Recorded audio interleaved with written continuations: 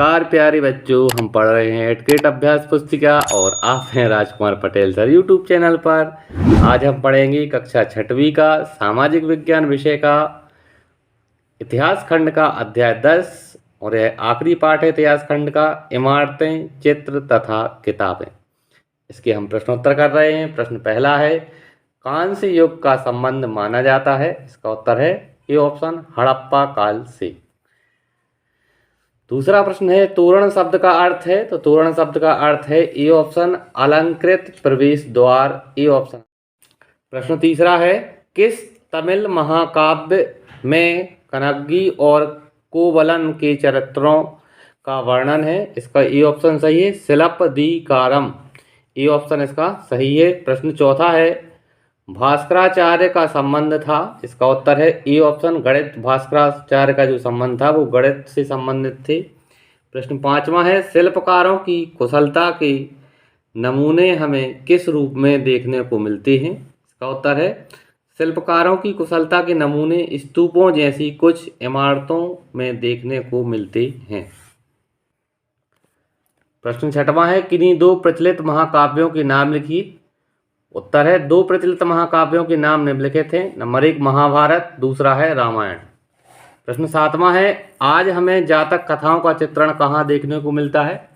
इसका उत्तर है, आज हमें जातक कथाओं का चित्रण जातक और पंचतंत्र की कहानियों के रूप में देखने मिलता है। आगे 8वां प्रश्न है, प्रदक्षिणा पथ से क्या आशय है।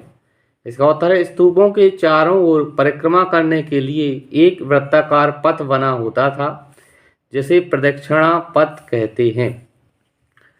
प्रश्न 9वां है, प्राचीन काल में स्तूप तथा मंदिरों का निर्माण किस प्रकार किया जाता था।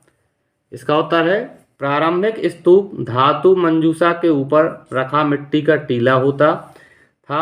बाद में टीले को ईंटों से ढक दिया गया और बाद के काल में उस गुंबदनुमा ढांचे को तरासे हुए पत्थरों से ढक दिया गया। इस काल में कुछ आरंभिक हिंदू मंदिरों का भी निर्माण किया गया। इन मंदिरों में विष्णु, शिव तथा दुर्गा जैसे देवी देवताओं की पूजा होती थी। मंदिरों का सबसे महत्वपूर्ण भाग गर्भगृह होता था, जहां मुख्य देवी या देवता की मूर्ति को रखा जाता था।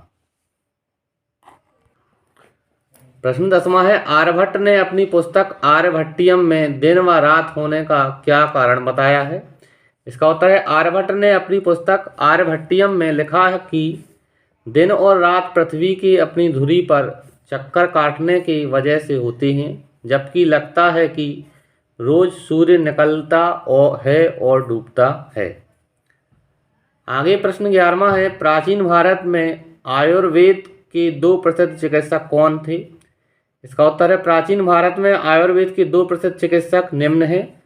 पहला है चरक, प्रथम द्वितीय शताब्दी ईस्वी, और दूसरा है सुश्रुत, चौथी शताब्दी ईस्वी।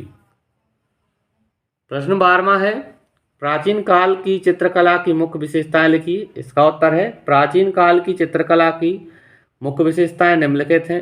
नंबर 1, प्राचीन काल की चित्रकला में बौद्ध भिक्षुओं के लिए बनाए गए विहार थे। दूसरा है, प्राचीन काल की चित्रकला के रंग पौधे तथा खनिजों से बनाए गए थे। आगे 13वां प्रश्न है, कवि कालिदास की प्रसिद्ध रचना मेघदूत में ठंडी हवा का वर्णन किन शब्दों में किया गया है। इसका उत्तर है, कवि कालिदास की प्रसिद्ध रचना मेघदूत में ठंडी हवा का वर्णन निम्न शब्दों में किया गया है, जैसे तुम्हारे बौछारों से मुलायम हो उठी मिट्टी की भीनी खुशबू से भरे हाथियों की सांस में बसी जंगली गूलर को पकाने वाली शीतल बयार तुम्हारे साथ धीरे धीरे बहेगी। इस तरह से प्यारे बच्चों हमने इस पाठ के प्रश्नोत्तरों को पूरा किया। आपको वीडियो अच्छा लगा हो तो चैनल को सब्सक्राइब करें, वीडियो को लाइक करें और अपने दोस्तों के साथ शेयर करें। आप प्लेलिस्ट पर जाकर अन्य पाठ के वीडियो भी देख सकते हैं। धन्यवाद बच्चों, जय हिंद।